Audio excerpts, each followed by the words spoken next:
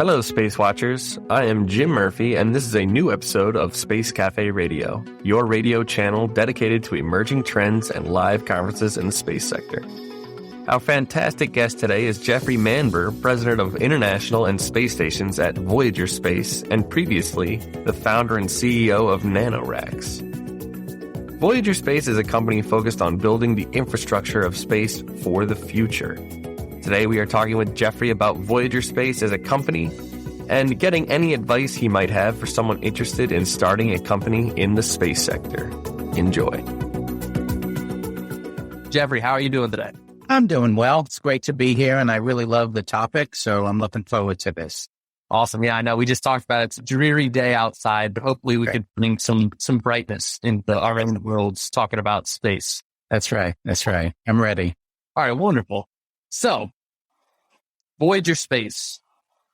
What does Voyager Space do? Now, I know they're investing and acquiring different capabilities and companies to help build the foundation of space for the future. Can you elaborate on that at all? Yeah, Voyager Space was created 3 years ago by Dylan Taylor and Matt Gupta. And the idea was to capture a gap in the way the industry was growing. You had sort of stage one, you're in the wilderness, NASA was controlling everything, and a few pioneers, myself included, said, wait, we want to change the way we do business in space. We want NASA to be a customer. We want the government to be a customer. So we went ahead and created companies. We were shot down. We did well. We did this. We can talk about that a little bit later. But then you had all these companies, Planet, Fire, SpaceX, Nanoracks, my company. You had all these companies developing. And Voyager saw that there was a need that as these entrepreneurs scaled up their company, they needed help going to the next level. And so what Voyager did was they and we are in the market now. I sold my company Nanoracks to Voyager, and we can get into that. But Voyager is in the position where it's looking for good entrepreneurs that have a company, that have proven themselves in the marketplace, that are cash flow positive, and yet they need help in scaling up even further.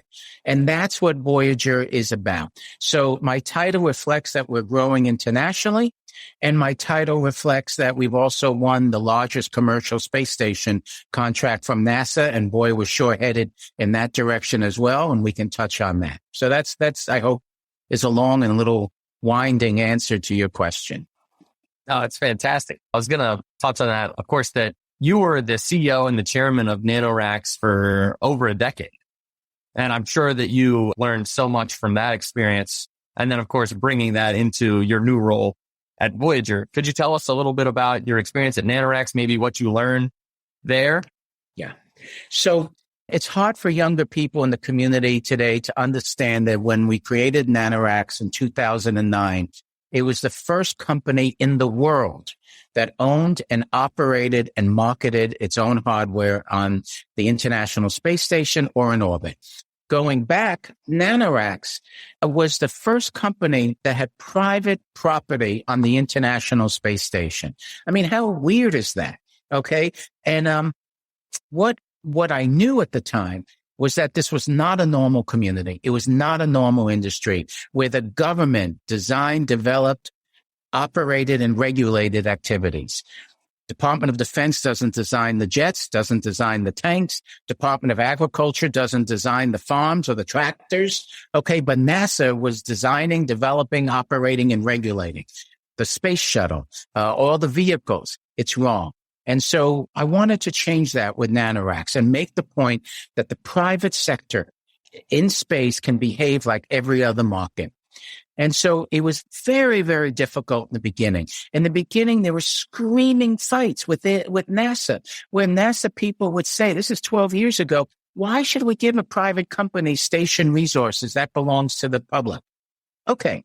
Why should we let Nanoracks do this when we do this already? And I said to this one lady, again, this is 12 years ago, I said, we have FedEx and we have post office. Forgive me, but you're the post office and we're going to be FedEx. What's the, you get the difference, customer service, efficiencies, investments. And it was a torturous learning curve for myself, for Nanoracks and for NASA, but we all learned together. And so NASA began to learn, wait a second, the private sector can move quicker. You look at all the innovations going on in Earth observation and transportation. When I got in the industry, there was one way to get to space in this incredible nation, the space shuttle. Guess what? It wasn't so reliable. You really can't do business with the unreliability and fragility of the space shuttle. We unleashed the private sector. Today, you and I have no idea how many companies are in the launch vehicle business. Okay. And now we take more for granted. There'll be accidents, but we take for granted that you can get to and from space. That wasn't the case when NASA ran the space shuttle. And so lessons learned. Well, first off, I learned that the folks in the industry, whether they're the government or wherever, they're good people. They care about space. People at NASA by and by are space nuts as well. They have a dream. They want to do it. And over their years, 2011, 2012, 13, NASA began to realize, I see what Nanoracks is trying to do. I see what Jeff's where he's going. And then they allowed other companies to come along. And then we got into the CubeSat deployment business. Why did we get into the CubeSat deployment business from the ISS? Because you couldn't do it in the United States at the time. People like Planet had to go to India and they had to go to Russia. And then Nanoracks helped create. And everyone said we helped create. We showed the data point for the CubeSat marketplace. And so NASA began to be a partner with us. So one thing I learned is that there's still a lot of education that needs to be done if you're an entrepreneur. Sometimes you have to educate your market. You have to educate your potential strategic partners. You have to educate your potential customers. Sometimes you can be ahead of the curve. And sometimes it's great to be number 3. Everyone says, you got to be a market pioneer, first to market. In our business, you end up in trouble like I've done considerably in my career. Sometimes it must be very nice and sleep at night when you're number 2 or 3. Okay. But number 1, we were number 1 and NASA learned. So one thing I'll say is sometimes you have to educate. Number 2, choose your market carefully. Laser focus on what your market is. One of the mistakes I made at Nanoracks, one of our strengths today, I still remain chairman of the board, is, it's in half a dozen different markets. It's doing the CubeSat deployment. It's doing biopharma. It's doing, we have the Bishop Airlock, the largest commercial piece of hardware on the station. You can do research from there. You can deploy satellites from there. So we went in all sorts of different directions. If I could do it over again, say focus on one. But I needed to do different markets to get the revenue in to grow, to live for another day. So it was quite a learning curve. Another thing that comes to mind quickly, not all money is equal. Revenue is different than investment, different types of investment. Not all investment is good. Every investment you are offered comes with strings, and tomorrow always comes. And so you got to size up the investment opportunities really carefully. Do you like the investor? What kind of money is it? Is it short-term money? Is it long-term money? A PE fund, hedge fund, they want results. They want quarterly results. Is it an angel who's going to go further? Is it an angel who wants to get into your business? You just don't take the money. You have to psychoanalyze the investor, the capital, the type of capital, and make sure it meshes to who you are and where you want to be in the coming years. I love it. No, that was great. You said it was tough to break into this industry. And then you talked about how maybe being second and third is okay because you can take a second. You don't have to figure out every single problem. You can kind of learn from someone right ahead of you, maybe figure it out. Can you give us an example of some of the problems you faced and maybe some of the problems that Voyager is facing perhaps? Okay. So the whole premise of Nanoracks in the beginning was to design a small box which you could do research in, sophisticated research, miniaturization of technology. You could now have a small box, have a video camera in it, a circuit board. You could do quality research in a box. And then we would charge $50,000 to send this box to and from the International Space Station, maybe $100,000. Sounds good to me. Oh, all these researchers coming in. They want to design their hardware custom each time to get 100% of what they wanted. So they would go to NASA and say, we want to design something that's going to cost $1 million. and we can get these results. But if we go with that Nanoracks, the whole thing's going to cost us $250,000, but we won't get 100% of what we want. That struggle exists today. Okay, maybe you don't get all the results you want, but maybe the budget's far less. So we were in a constant struggle with the research community because they wanted the traditional way of building custom hardware. There's two major problems with custom hardware in space. One is the cost instead of using a standardized. The second is if it's custom, your peers, your colleagues don't know if you can repeat the results.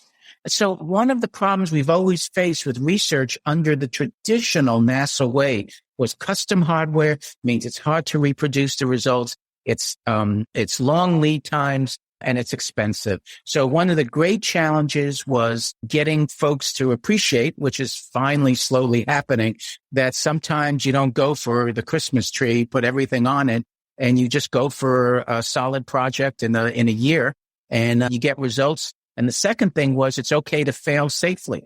Okay, you fail because you could refly with Nanoracks. You could go back up the next year. It doesn't take 5-7 years as it used to at NASA. So it was that learning curve to behave on the National Laboratory in space the same way you would behave in a national laboratory here on Earth. Voyager's in a different position because we own 6 companies. They're in different markets, but where this is germane for Voyager is Nanoracks and Voyager were awarded the largest contract from NASA to develop a free flyer commercial space station, privately owned by us. And so our business model is a science park. We call it the George Washington Carver Science Park. And we just announced it's going to be set up in space on the Starlab space station and in Ohio. And that science park is taking all the lessons we learned in Nanoracks, that it's not just about the hardware. It's also about the research, the pipeline. It's about getting researchers together, getting a pipeline far before your space station's in orbit. So I'm trying to take the lessons that we learned in Nanoracks and apply them to what's really cool, our own space station, the Starlab. Stay with us. We'll be right back. Moving is right up there with death and divorce in the Stress Olympics. But fear not. Turn that box of woes into a crate of woes with moving tips in the Life Beyond Boxes podcast with Premium Q Moving. Dive into the world of hassle-free moves, learn tips and tricks to save on cash and your sanity. Say goodbye to those moving meltdowns and hello to the smooth sailings. Or should we say smooth movings? Tune into Life Beyond Boxes with Premium Q Moving on lifebeyondboxes.com or find us on your favorite podcast platform. And with us, unpack the secrets to a stress-free move. Yeah, I think that's super interesting to see the evolution of the space sector. And I know people love the term new space, and they've been talking about no one can decide when it began or what's going on. And how is a company that started in 2008 also new space? And how is that comparable to a company right now? There are all these types of debates and things. But so how would you say that Voyager does Voyager act as a enabler of the new space economy, or is it a new space company itself, or is it both? It's both. For me, the definitions are a lot less philosophically difficult than maybe some over a couple of glasses of wine would profess for it to be. Look, if you're commercial, if you're mostly working on private capital, if you have skin in the game, if you fail and you lose money, you're commercial. Whether you're a restaurant, okay, or whether you're a space company. Okay, so at Nanoracks, we were completely commercial, funded commercially. People would say I was a hypocrite because a lot of my customers were governments, but I wasn't, and I'm not, because they behaved as commercial customers. There's a difference. Okay, when someone from NASA gets on a flight from Washington to Houston and takes Southwest, that's a commercial customer. Okay, Southwest doesn't say, okay, this, and they may pitch to them differently, but they're commercial. They're behaving commercially. So Voyager is our companies are by and by dominated, that they live and die by customers who they have to perform. And if they don't perform, they don't get paid. There's exceptions. Okay. We were funded $160 million by NASA to develop Starlab, the first initial, and that's a government contract. But trust me, $160 million is a tiny fraction of the amount of capital that we need.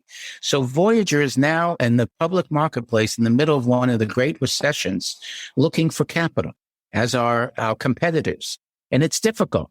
And then phase 2, NASA will be a customer with the astronauts, and they'll pay the companies to have astronaut time on the privately owned space stations.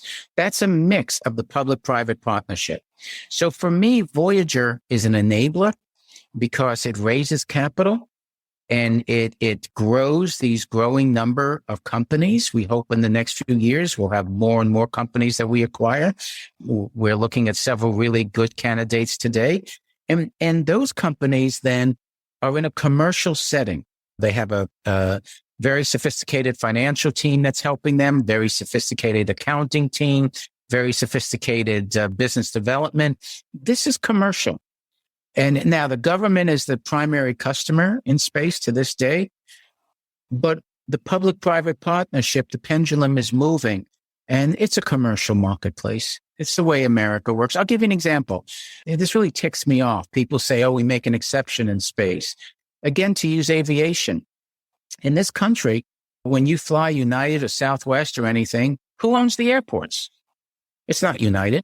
It's not Southwest. It's the government. Different cases. Can be a local agency. Could be the federal government. Who makes sure you're safe? Federal workers. Those are called air traffic controllers. So what does the private sector do? They build the hardware, planes, and they sell the tickets, the customer service. But it's a public-private partnership. And that's what we're moving towards in space. What will be the role of the government? Still uncertain. So you talked a little bit about how we're in a recession right now and Voyager's looking for money. So Voyager is not too old. It started in 2019 is when it was founded. 3 years, yeah. 3 years. So how has the global turmoil affected the business, or has it basically been the same throughout and you're looking for the end of the tunnel here? I really respect when I sold Nanoracks to Voyager, Dylan Taylor and I sat down the height of the pandemic for about 4 hours. And what really impressed me was this is a guy who's financially astute, very sophisticated, large personal investor in commercial space outside of Voyager, believes in it passionately, but he's a long-term player. And so he was outlining to me, you know, this is where I think we'll be in 3-4 years. This is where, and I wanted to show him that I'm a sophisticated kind of guy. And I said, oh, are you going to SPAC? You know, you're going to go public the newfangled way. And he said, no, we're not going to SPAC. And for your listeners, that's that way where you can skip the traditional checks and balances. You can become part of a shell company and just go public immediately. And you skip all the independent bank looking you over, the accountants looking you over, legally, your projections. You don't suffer legal consequences if your projections are wrong. So there was this rush last couple of years of all these companies, friends of mine, going public via SPACs. And Dylan said to me, we're not going to go public, probably not via SPAC, because I think there's going to be a downturn. And I don't like the shortcut of a SPAC. I want us to do it the traditional way. And so we have been successful in raising capital because we have cash flow, because we are cash flow positive, because we have major customers from NASA, other agencies, the private sector. It's diffuse. Our revenue comes from different sources. It's international. It's domestic. And also we elected not to go public. And now we do plan to go public. Dylan has said that at some point when probably it's the start of the next bull market cycle. I mean, you look at my friends and you look at the prices of stocks today. What does that mean? It's hard to raise capital when your stock is at $2, $3, $4. It's not easy. Okay, so we have an advantage that we've remained private. We're conservative. And our valuations are conservative. Our estimates are conservative. Our banking partner is JP Morgan, one of the most respected in the world. And we can't just go out and say, we're going to be a $3 billion company in 4 years. We can't do that. We can't do that because of Dylan and Matt, the co-founders. We can't do that because of JP Morgan. We can't even do that because of the SEC, because of the path we're on. So we have to be careful. And I like that. And so Voyager has been raising capital because people respect the long-term conservative nature of it. Okay, now the overall market is down. I'm being a little cynical with you. Great companies, Microsoft, Amazon, they're down as well. And so my point is really, in terms of going public, everyone has to make their own choice. And, was it the right time for Rocket Lab to go public? I hope so, because they got some capital and they're able to invest and they have steady cash flow. For us, we made the decision. We didn't need to go public. Let's hang on. Let's build up more and go public when the markets are more favorable for long-term play. So everyone's different, but you're right. 12 companies went public, and I worry. In fact, I'm going to get off theme for a moment. I worry what happens if these companies begin to get delisted. And what's the story of space, commercial space as an asset class? Well, I believe Astra just got a notice that they're being delisted. Right. So that'll be interesting to see. Right. And so I worry that in 2 years, let's hope the market turns around. Everything's better. The war is over. Inflation is moderating. And we stick our heads out and we go to raise serious capital. And people say, space company? Oh, so that's my fear. We'll see. But I can be very pessimistic. So we'll see. We'll see what happens. Pessimistic, conservative. It depends how you want to look at it. I like it. So the other thing you kind of talked about was you have customers, you have private customers like Astra Scale, Blue Origin, Capella Space, NASA, ESA, who are some public customers and things like this. And you also talked about your competitors. So as you talked a little bit about being second or third, do you look at competition? Do you welcome it, or do you see it as a disruptor to what you're trying to do? So first off, I'll speak personally. Okay. I've been in this business for over 3 decades. That's a long time. And you don't stay in this business, in a business for 3 decades if you don't enjoy it and you don't believe in it and you want it to be successful. So I want exploration to be successful. I want the human species to evolve outside of the Earth. And so I welcome competition, because other people will have a different way to look at it. They may find customers that I couldn't find, and maybe I'll pick up that customer when my competitor's customer service stinks. Okay, so I welcome competition. One of the problems, putting on a different hat, is that in this government-dominated market, one of the arguments I've had with my friends at NASA for 6, 7, 8 years is trying to find the right mix of hardware that they fund and the customer demand. We call it the supply versus demand. How do you get that right balance? There were times at Nanoracks, I was so angry at NASA because they would fund a piece of hardware that I already had on the station and was struggling to find customers. So, if you made that company go out, and I self-funded the hardware. So if you made my competitor go out, raise $1 million, would they have chosen to go out and get that centrifuge or to get that? No, because there wasn't that big a demand. Okay. So it's a difficult issue in an emerging marketplace like ours. In general, though, I want everybody to succeed. Others may have a better idea than I do, and we all learn. And also, if my competitor comes along, has some investors, they have a successful exit, that's good for all of us. And so I welcome competition. Love it. And you talked a little bit about building up the company until the point where you're going public and things like that. I got a couple of things. What is the advantage of going public? When do you know you're ready to go public? Great questions. You go public because of the liquidity. You go public because as the projects we wish to tackle get bigger, we're now tackling building Starlab. And I don't know the final cost. The technical teams are still doing the trades on the architecture of the design and what it's going to be capable of, but it's got a B in it. Okay. B is in billion. And so it's very difficult to raise that in a private setting because the people coming in, the investors, also want to make sure they can get out as well. And so there's also a rigor that comes associated with a traditionally public company. I'm pretty sure that when Voyager does, if we do elect to go down the public pathway, it will be traditional public offering, and we will be very careful in our forward projections, et cetera.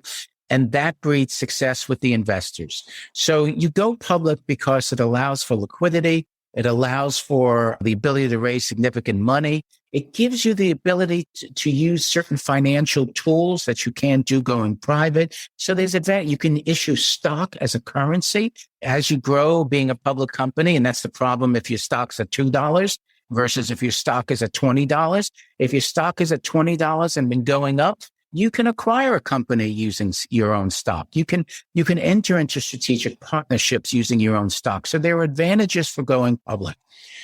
We believe that the time will be, as we grow, hitting critical mass, our companies are cash flow positive. And probably, as I said, I know the team is looking at what's the right moment for the start of the next positive cycle.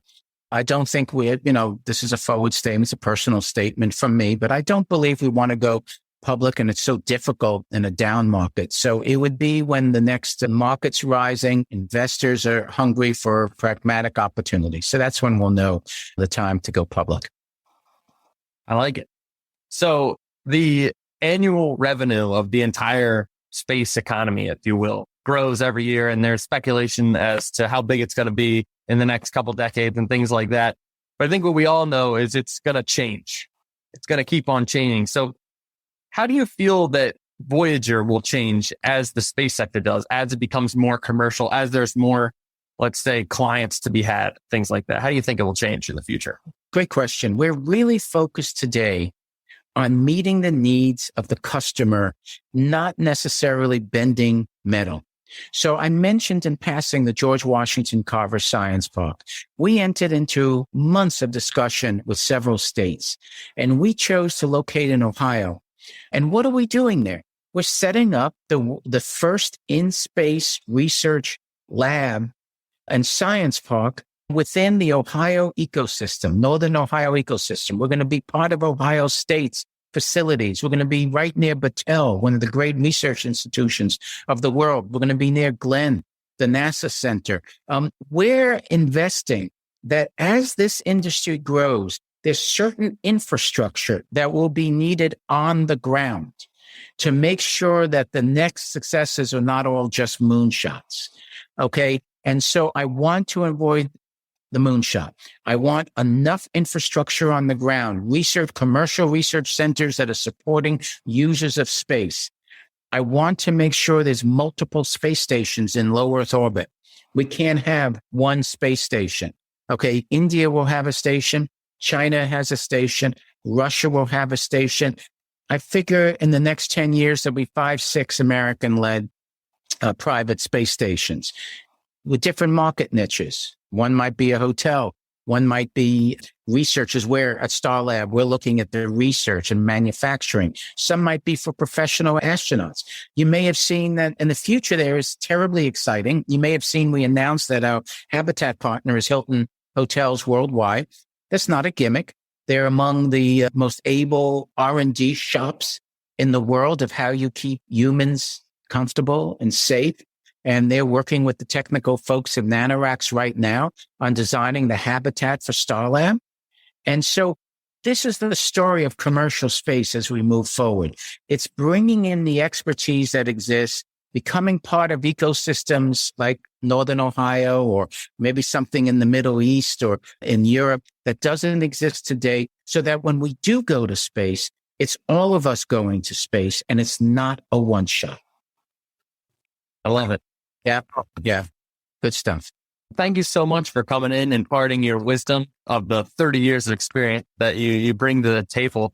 Just thanks so much for coming on the show. And I really appreciate it. And it was great to be here. If you want to keep an eye on the space industry, visit our website at www.SpaceWatch.Global and subscribe to our newsletters. And of course, don't forget to become a Space Watcher. I'm Jim Murphy from SpaceWatch.Global, your independent perspective on space.